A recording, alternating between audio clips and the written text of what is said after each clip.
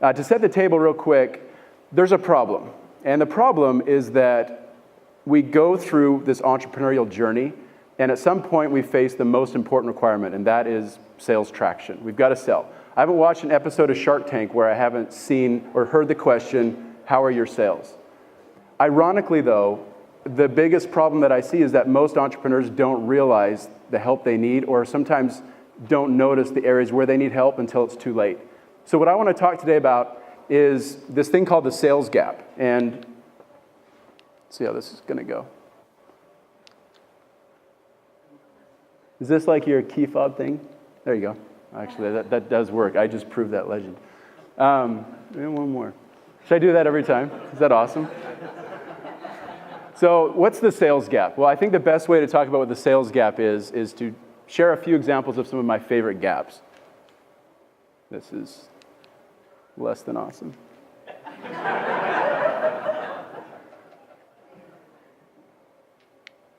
There you go. Okay, a couple of good gaps. This one over here was my podcast header for John Richard's episode. But let's see here. There we go.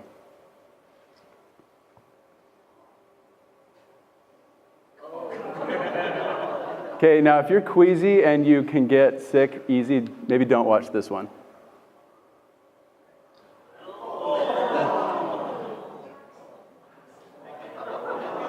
Now, with audio, you could hear his girlfriend just screaming as she's sitting there with a margarita in the pool. So here's the sales gap, and here's the gap that I think really matters to us. The sales gap begins right in the seed stage. Now, this is where you have validated that you have a product or a solution that can solve a problem, and more importantly, you have an idea of who your customer is. Now, sometimes you will have sales traction at this point, a couple sales that just kind of came through, but there's this customer validation stage right here where you need to go through and really figure out, does my customer, are they willing to pay the price that I need them to pay for this to all work out?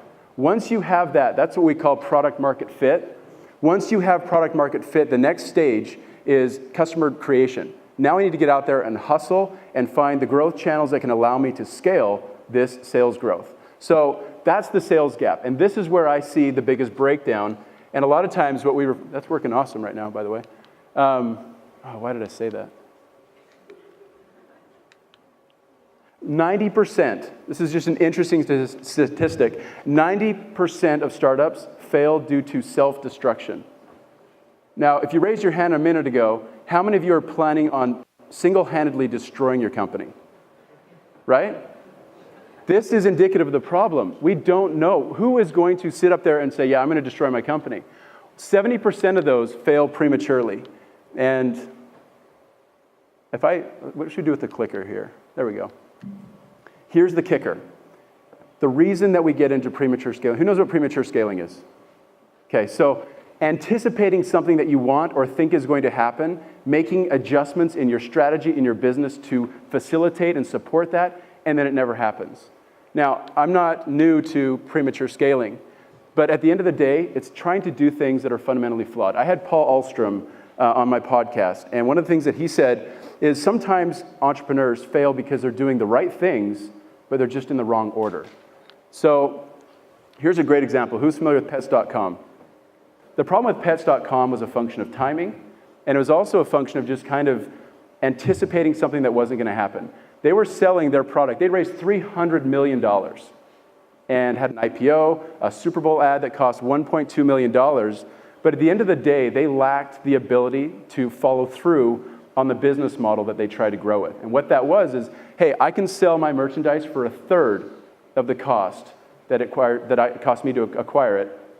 And eventually, I'll have enough traction that my customers will be willing to embrace a price increase that would allow me to be profitable.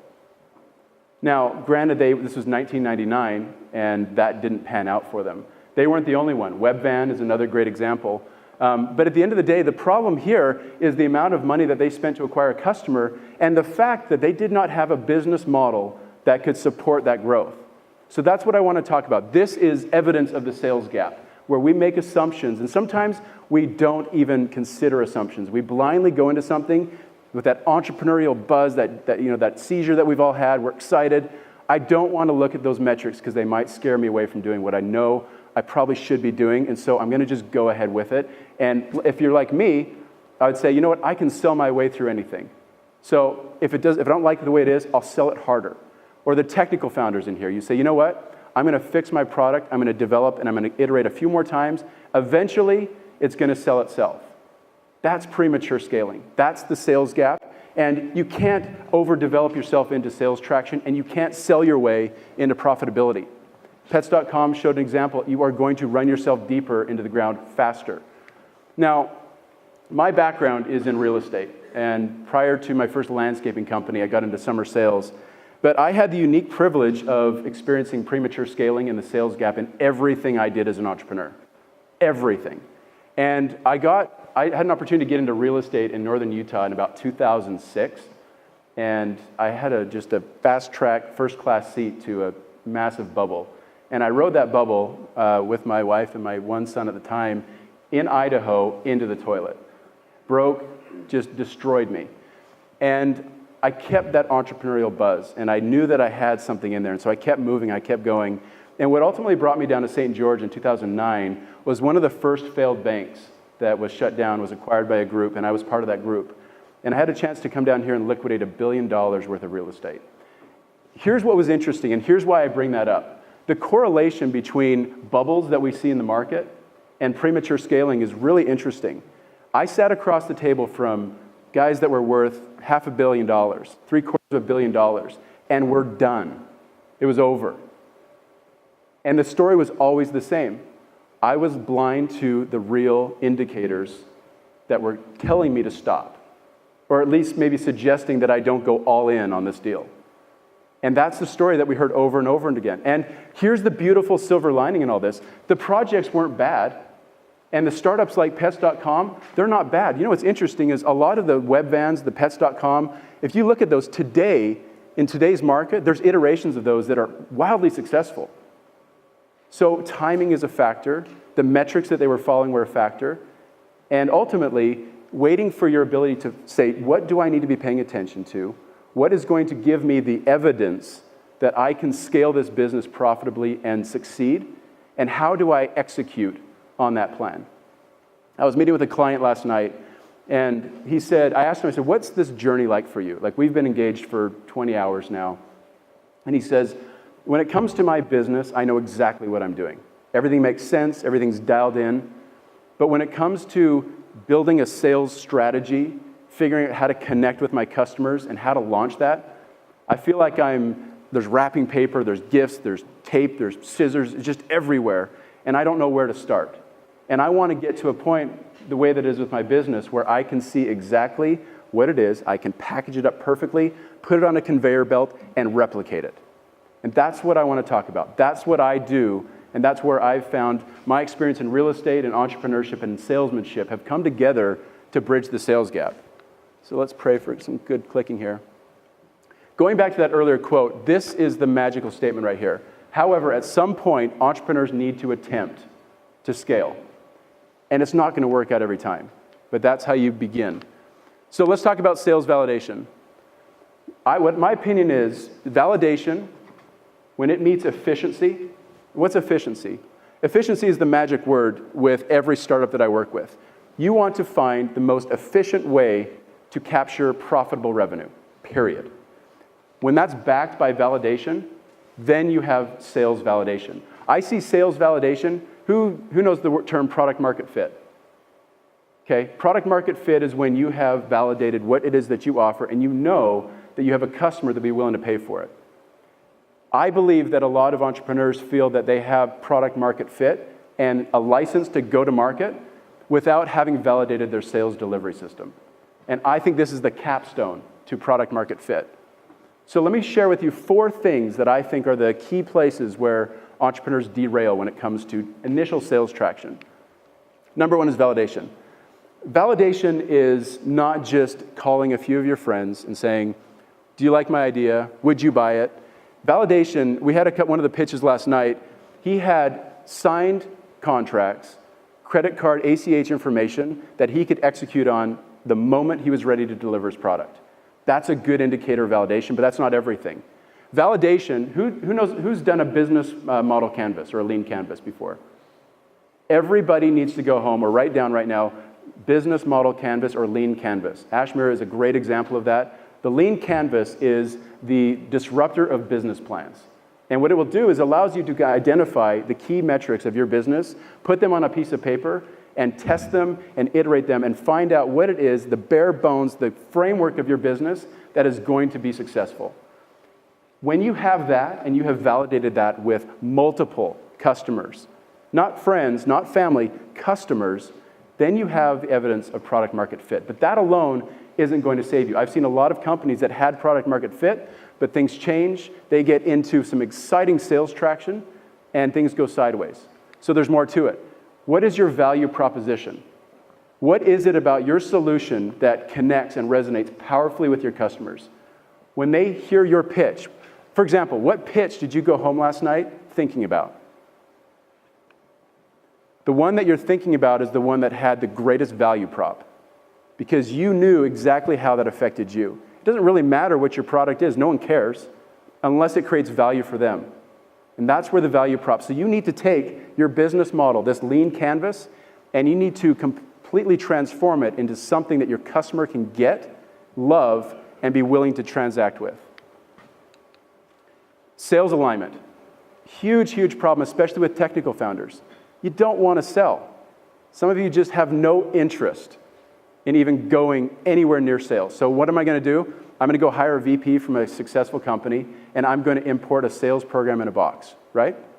Or, you know what, the moment I can push that off, fine, I just want nothing to do with sales. But there are sales perspectives that are so simple that if you can just embrace them and infuse them in your development strategy, you can save yourself millions of dollars. What is your launch strategy? Where are you going to go to market first? Who are you going to talk to? Who is involved? What are the players? What is the program? How much money does that require? When you go and you ask for money and you're ready to raise a little bit of capital, they're going to want to see this. How have you validated your solution? They're going to want to know, why does this work? They're going to want to see that you've got representation on your team that can help you and push you forward in sales. But they're also going to want to know, what is my money going to be used for? What are you going to do with this $1 million I'm about to fund you with? If you can't answer these 4 questions, I can promise you a first date with Premature Scaling. So let's start with just the most basic sales lesson that I think is the most important. Everything is a function of value. Yesterday we learned a little bit about this. Nobody cares even what I have to say. I could be speaking to a wall if you guys weren't interested in sales growth and sales traction. The moment that the ability to understand how to avoid premature scaling and develop sales traction is valuable to you, then all of a sudden the cost, if I can make that value greater than the cost of you sitting here for 40 minutes, then we have an exchange. So think about your solution, your startup, what it is that you do. How does it create value? Going back to that value proposition. That's all that should matter. Because selling, development is all rooted in value. The epiphany that you had that launched your concept at the beginning was rooted in value, and so many times we lose track with that value.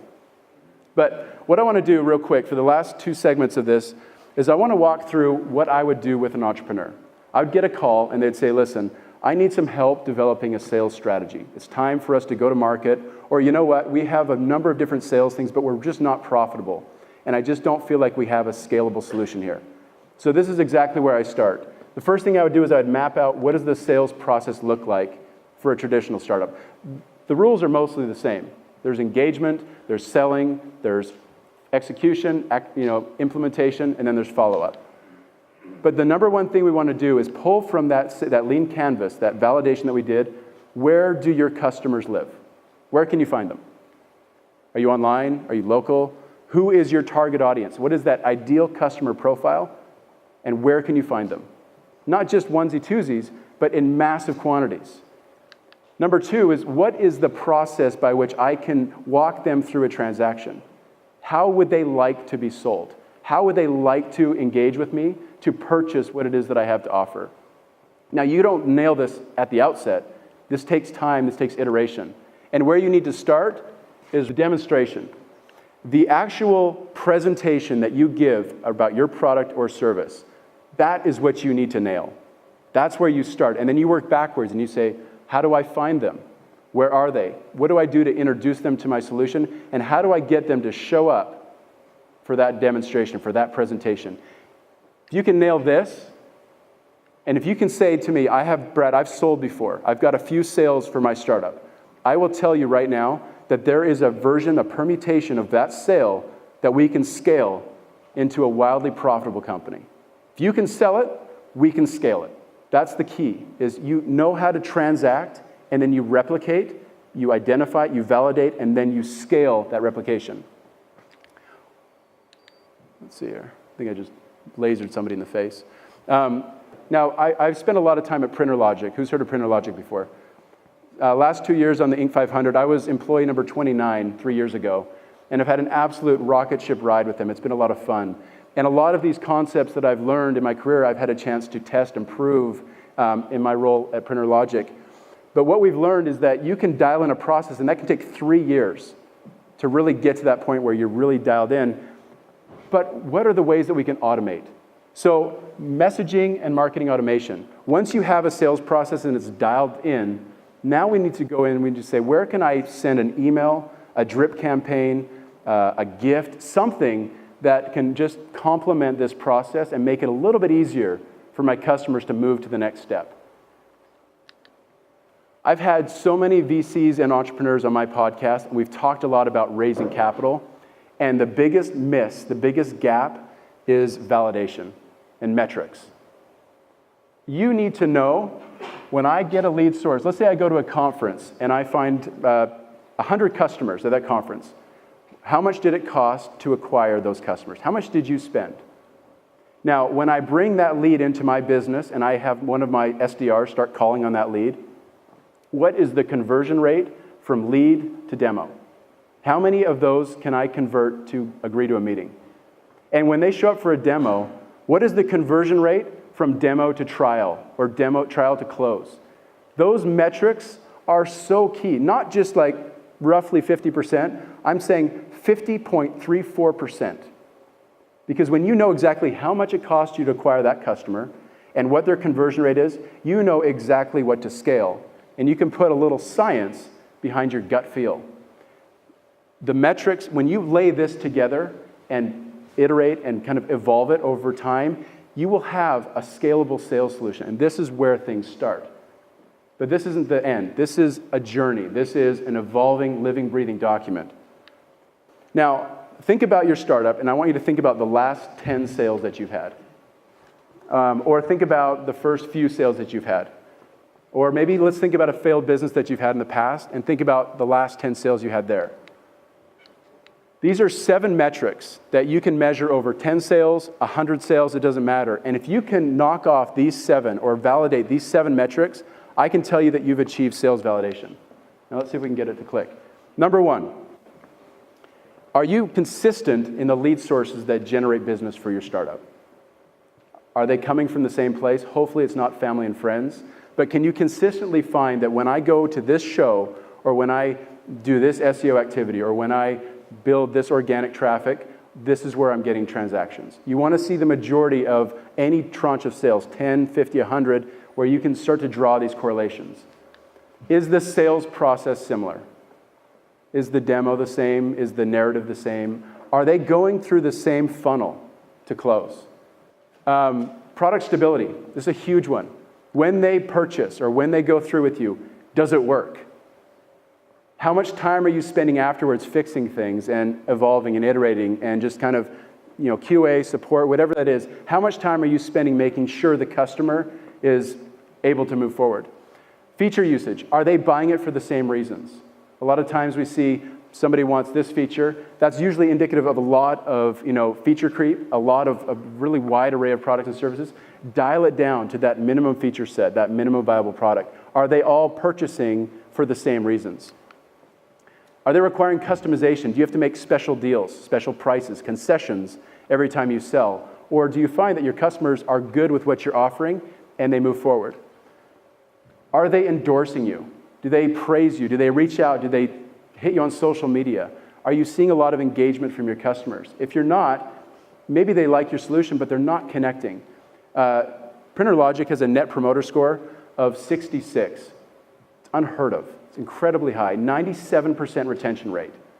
That's evidence of a lot of validation, but at the end of the day, they have raging evangelists. Raging evangelists. When you can get to that point, you'll see that they have a very consistent sales process, 5 defined lead sources that is the primary focus for them. The product is very stable, but wasn't always that way. Very little customization, but the features, their mantra is eliminating print servers. That simple. That's been their mantra from the outset, and it is a magical statement. Most importantly, is it profitable? Are you making money? Do not live in the fallacy that you can sell things at a loss and that you can scale that, and that eventually things are going to change and you'll be able to sell. That's Pets.com. Find a profitable solution. And it's sometimes painful. Sometimes you've got to gut your startup, your solution, your minimum viable product, but find the profitable solution that has traction. It is so much easier to scale. It is so much easier to pivot when you have revenue. And when you're standing in front of a VC and you need that next round of capital, it is so much easier to raise money when you've got sales traction. So with sales validation, with the ability to look at yourself and say, you know, I know what it takes. I know who my customer is. I know exactly what it is that they're looking for. A lot of things that entrepreneurs struggle with become a lot easier. Recruiting. Who struggles with recruiting? Compensation. So much easier when you know exactly how much money you make on every single transaction. Until you know the money that you make, what it costs you to acquire a customer, and what the lifetime value of that customer is, and where you can find them, it's really difficult to understand how to compensate. Training, automation, and performance are all simplified, and some of the processes that I go through with startups once we've defined that initial sales validation. I would start things because they looked fun, it looked lucrative. I figured if he can do it, I can do it. Or somebody said, I love that idea, I'm gonna follow through with you. So I did a podcast last year, and I focused on influence. But what I realized is the people that were resonating with that message were entrepreneurs. And the problem that they had was understanding how to gain sales traction. And so I pivoted. The average startup pivots 2.3 times, 2.5 times. That is fine. That is normal. That is a good thing. And ever since I started the SalesFounders podcast, it's been so interesting to learn from these guests what it is that they did in their journey to scale, to gain sales traction and to grow. The most rewarding thing I do is this podcast. It's a fantastic networking opportunity, and it's a great way to create value for entrepreneurs. But here's the thing. There has never been a better time to be an entrepreneur. There are so many resources available. You think of the books, Aaron Ross and Predictable Revenue, Lean Startup, Scaling Lean. There are just books and books and books and resources like Quora that are there to help you navigate entrepreneurship. There's never been a better time. But understand the value of validation. Don't say, yes, I've validated my startup. Don't say, yes, I've had that customer feedback. Get in the weeds. Get in the nitty-gritty. Have those hard conversations and ask, are you willing to buy this from me? And would you pay me today? And if you're not getting that, you're not there yet. But once you've gone through and you have that validation, raising capital, scaling your business, and finding the ability to free your time. Why are we entrepreneurs in the first place? We want to be free. We want time. We want control. Until you've validated your solution, you are not free. But when you've validated your solution, that's when you can start to hand things off, automate pieces of your business so that you can focus on what made you great at the outset. And that was your innovation. Without validation, there is no innovation, and you are not free to be the entrepreneur that you were born to be. Entrepreneurs are supposed to be driving the business forward. We can build roles and define areas where people can come in and fill the gaps, complement your weaknesses. But you can't do that until you've knocked out the most important stage. Now, 90% of entrepreneurs would never tell you, I can't wait to single-handedly destroy my company. But that's the statistic. And 70% of those are going to move forward based on assumptions that will not support their business. So I challenge you to reach out with any questions, but validate your concept.